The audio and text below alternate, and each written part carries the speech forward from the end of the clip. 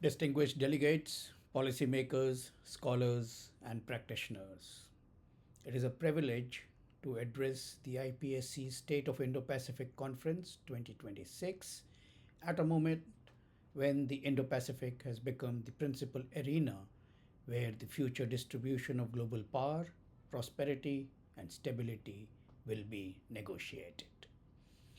Much is said about the Indo Pacific as the world's economic engine and strategic fulcrum. That is true, but insufficient. What truly defines this region is not scale, but density. Density of interests, of vulnerabilities, of overlapping sovereignties, and of contested futures. We all know that this region accounts for over 60% of the global GDP, nearly two-thirds of the global maritime trade, and hosts the most critical energy and data arteries on this planet. Yet, it is also the most politically diverse and strategically complex region in the world. The Indo Pacific is not moving towards a stable equilibrium. It is being actively reshaped, and by choices, by hedging strategies, by coercion below the threshold of war and institutional strain. The question before us, therefore, is not whether power is shifting, because that is settled. The real question is how power is being exercised, constrained, shared, and resisted, and what kind of partnerships will endure all this. Traditional measures of power have been territory, mass, industrial capacity, they still matter. But in the Indo Pacific, power increasingly expresses itself through access, standards, presence, and resilience. Power today means the ability to maintain access to sea lanes without owning them. Power today means the ability to shape norms without formal alliances. Power today means the the ability to influence digital ecosystems without monopolizing them. And power today means the ability to deter escalation without constant confrontation. This is a region where grey zone strategies are no longer peripheral, and I believe they have become central. Coercion is calibrated to avoid triggering collective response while still altering facts. Naval power, therefore, is no longer about the fleet size alone. It is about endurance, about logistics, about undersea dominance, about domain awareness, and integration with economic and technological tools. Similarly, economic power is evolving. It is no longer about trade volumes alone, but about control over choke points that include financial, logistical, technological, and the ability to weaponize interdependence selectively. We are witnessing a transition from deterrence by punishment to deterrence by denial, from permanent alliances to issue based coalitions, from hierarchical leadership to networked influence. This is not a decline, it is an adaptation. The Indo Pacific region has no single center of gravity. In a very generalized manner, East Asia prioritizes deterrence stability, Southeast Asia prioritizes autonomy and consensus, South Asia balances continental threats with maritime aspirations, the Pacific Islands prioritize climate security and sovereignty, the Indian Ocean littorals prioritize connectivity and energy flows. Hence, a single regional strategy cannot be imposed, it must be assembled. This fragmentation creates risks, leading to misaligned policies, economic security disconnects, and regulatory competition.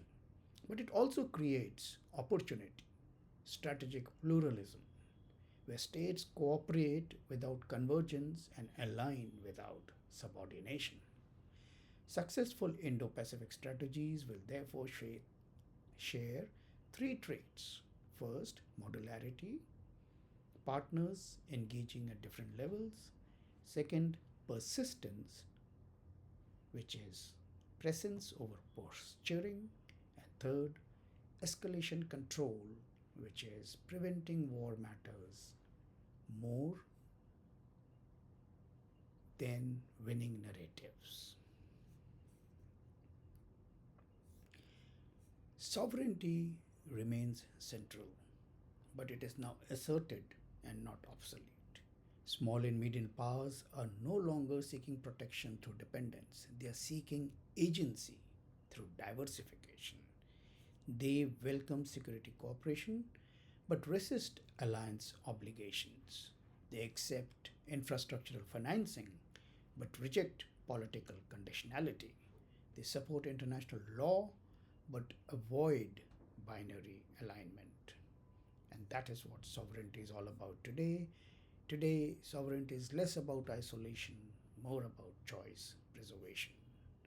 The real threat is therefore not invasion, it is incremental erosion through debt, data dependence, energy choke points, and maritime intimidation. Defending sovereignty therefore requires legal capacity, technological security, economic resilience, and diplomatic coalitions. This defense is quite continuous and collective. Coming to the maritime domain, and Indo-Pacific's tensions are most visible at sea. The maritime domain is the region's circulatory system, no doubts about it, carrying energy, food, data, and trade. Disruption here reverberates globally. We see normalized coercion below war, blurred civilian naval lines, and weaponizations of ports, cables, shippings, and everything else. Maritime power today is therefore not about decisive battle. It is about presence without provocation, deterrence without domination, and control without closure. Navies, in my view, therefore must signal strength without, while reassuring neighbors. They must enforce rules without appearing exclusionary, and they may remain forward without escalating situations. This makes professional interoperability and restrained strategic assets. Interdependence is often seen as stabilizing, and that assumption deserves scrutiny, especially when we see what is happening in the world over during the past couple of years. Interdependence deters conflict only when costs are asymmetric. In reality, however, it is now asymmetric and politicized. Supply chains, whether they are semiconductors, they are raw, rare elements, they are rare earth, they are energy, they are food, they are all strategic terrain. Economic statecraft therefore includes export controls, tariffs, investment screening, standard settings, infrastructure financing. The risk is not decoupling, but fragmentation without coordination. And that's what I believe is a key pointer here. A sustainable economic order requires trusted corridors, redundancy, and transparency. Another important facet is technology, and technology is looked at as a divider. Technology is reshaping the region faster than any other variable. AI, space, cyber, quantum, unmanned systems are altering both military balance and governance, yet access is uneven. Some shape standards, others adopt them, many are subjected to them. This creates a kind of digital stratification where strategic autonomy depends on data security and technological ecosystems. The region needs technology coalitions, not technology blocks of the past. One of the most important variable, and in my view very important because I deeply believe in sustainability, is climate change. Climate change is not a future risk. I already believe that it is a present strategic condition.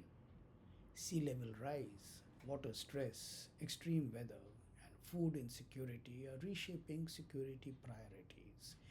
For Pacific Island states, this is existential. Ignoring climate security is destabilizing. Those who provide climate solutions will earn influence far beyond traditional power metrics. So, what's changing in the Indo Pacific? There is a transition in partnerships, a transition from alignment to architecture. There is no need for any more declarations. All we need in the Indo Pacific is the architecture.